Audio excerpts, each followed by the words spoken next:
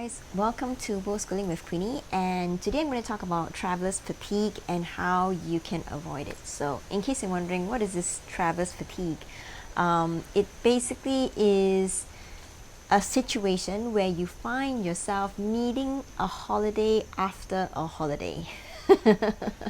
So, and you see that a lot when people go on tours, like 12 days in Europe, or 2 weeks in like 20 countries in Southeast Asia. So, that's what some people call fast travel. But, and this is something that we know really well because when we first transitioned into Worldschooling, we were like, yes, we're going to get away from this rat race in Hong Kong and we're going to travel the world and we're going to see everything. Let's just try and see everything. So the first year of Worldschooling, we were not really living like world schoolers. We're more like living like tourists. So we would go to a different country every 2 weeks, and after a while, after 1 year, we were so burnt out that we were starting to question if world schooling was for us. Now, of course, at the time we haven't yet figured out how world schooling works for us. Now, just so you know, every world schooler will world school differently. Of course, the way we were doing it, it was more like tourists, where you go to as many places as possible, you see as many things as possible, and then you literally just kill yourself in the process of doing that. And when we did that, it made sense because we have never traveled before, and we were excited and wanted to do that. But even though we've been to 13 or 14 different countries in the first year of our travels, in the first year of our world schooling, my boys and I don't remember much of it. I mean, it's kind of embarrassing. We spent quite a lot of money and we don't remember very much of it because, we moved out of Hong Kong's rat race and we jumped into the world's rat race where, it's just one thing after another and we were tired all the time and we just go, go, go, go. And we didn't really, in doing that, we did not really get to reap the benefits of world schooling. So, we were tired and the boys were grumpy, and I would sign up for an excursion and they didn't want to go, and then there was a lot of pressure. And then when we did go, we'd be sleeping most of the time in the car or in the bus, or and it was not as fun as we thought it would be. So during our second year of world schooling, we decided that we're going to do things differently. We took things down a notch. And we started to go on this thing called slow travel. And so slow travel is the opposite of fast travel in that, we are not trying to see as many things as possible in the shortest time. Rather, we pace ourselves out and we try to slow down to a lifestyle where we would normally live. Okay? So right now, we wake up in the morning and we attend to our breakfast, and we decide what we're going to do for the rest of the afternoon, and then we may go out, get some vegetables, do some grocery shopping, come home, cook, and in the afternoon we're out for lunch. We may decide to stop by at a park or stop by but depending on where we are, we usually like to move around the locals and see the local scenes and get a lot of tips from the locals and attend classes with the locals and mix with the locals. And so we try to, our focus is more on slowing down so that we can observe and integrate into the culture that we find ourselves at, the culture of the people that we are living amongst. And in doing that, we have discovered that less is more. The less we do, the more we learn, the more enriching our experiences are. And so, that totally opened up, this whole concept of, world schooling and slow travel to us.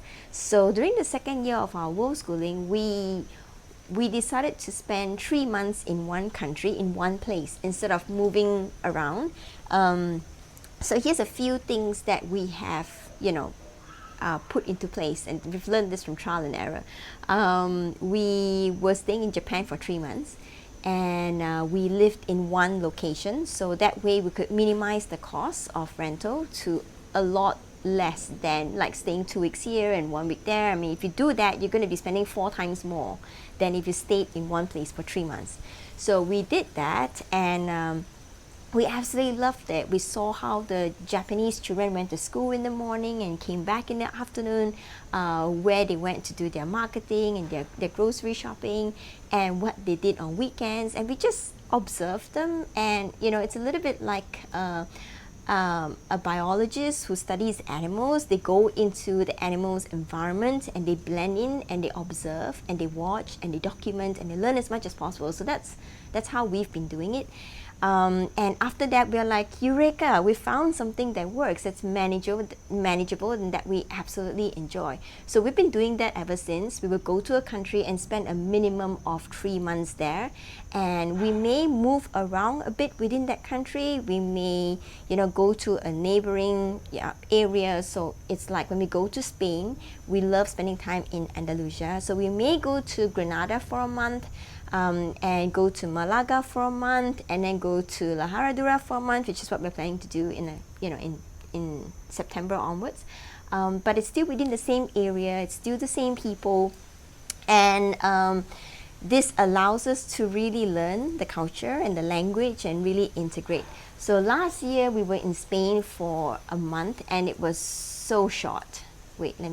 For 2 months, and we didn't even feel like we have learned enough Spanish. I was taking up flamenco classes, and I felt like I didn't, I picked up the basic steps, but I wanted to learn more. And that feeling where you are slowly starting to become one of them is a beautiful feeling, where you can understand some of the things that they say in their language, and you're starting to comprehend more and more about why they behave and do the things that they do, and to really figure out what the locals how the locals feel about the policies in place, and what are their frustrations, and what is it that they totally enjoy about the environment. So to really learn these things. Now, for those of us here who have never learned this before, you're thinking, why would you do this? I want to go to Disneyland, I want to go to Waterworld, and I want to see all these touristy things. And that's fine if you want to do that, but if you want to travel like a tourist, that's fine. But if you really want to learn stuff, and you really want to integrate into the culture, and you really want your children to have this worldview, to develop this worldview that there's so much richness and diversity in the people that we live amongst, and that given enough time and investing enough attention to detail will help us learn this more.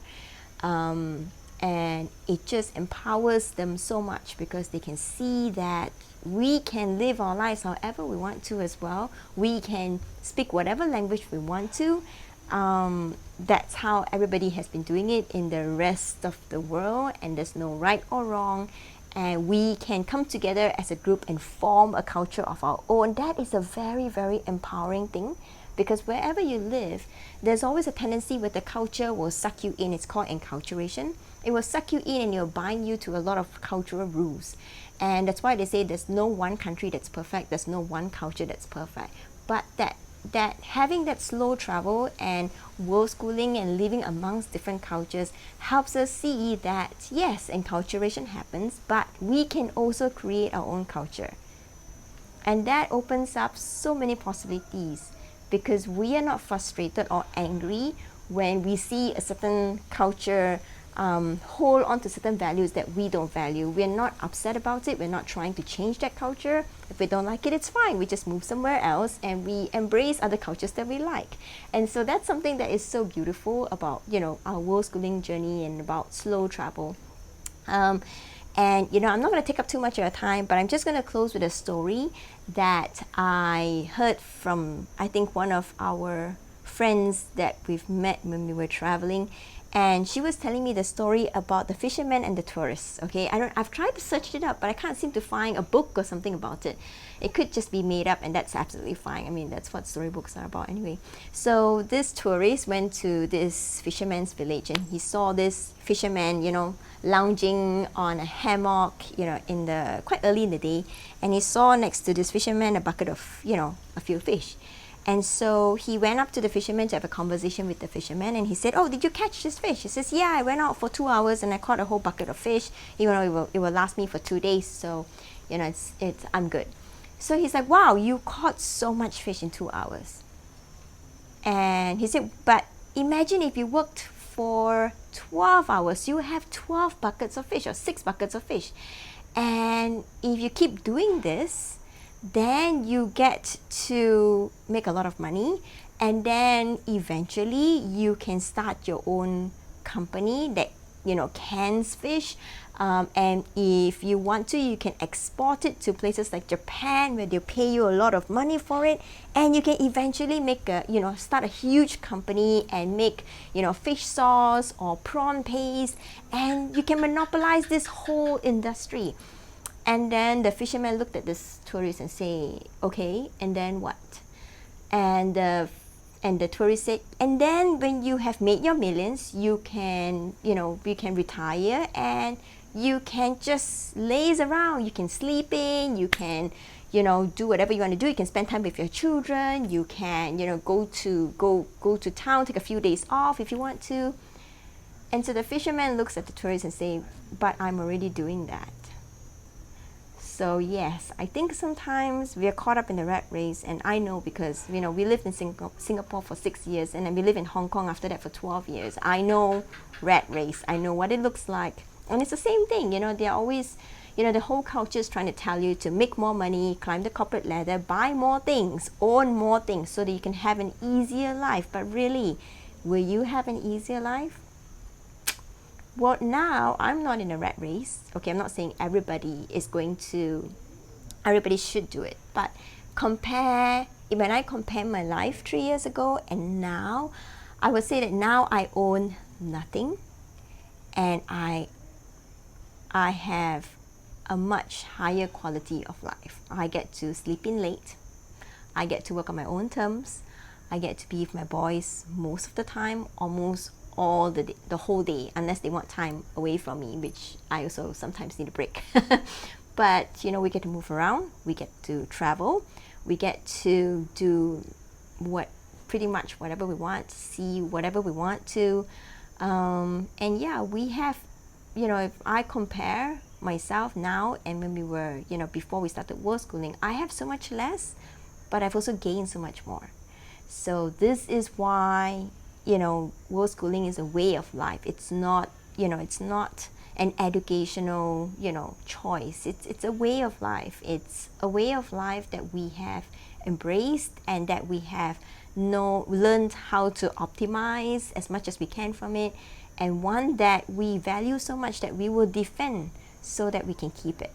Okay, so thank you for watching, and I hope that this is helpful for you to, you know, think about what it's going to look like when you start Worldschooling, or if you're even considering it, or even if you're not contemplating on Worldschooling and you feel like you're so trapped in your own space right now because, you know, it's always about making more money, spending more money, buying more stuff, you know, and if you are excited about the next sale at a certain place that you have to go and you're taking time off just to go to the sale, then I'm afraid you're caught up pretty much in the rat race. Okay, I'm not saying there's anything bad with buying stuff, but I think that when we're caught up in the rat race, one of the ways that one of the things that we tend to get sucked into is the rat race is stressful and is high anxiety, and a lot of people turn to buying stuff or being attached to stuff